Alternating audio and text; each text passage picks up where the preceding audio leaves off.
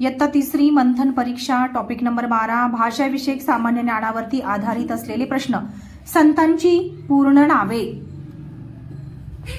संत ज्ञानेश्वर विठ्ठल कुलकर्णी। संत ज्ञानेश्वरांचं पूर्ण नाव काय होतं? ज्ञानेश्वर विठ्ठलपंत कुलकर्णी। संत नामदेवांचे नाव काय होते? नामदेव दामाशेट्टी शिंपी। नामदेव दामाशेट्टी शिंपी।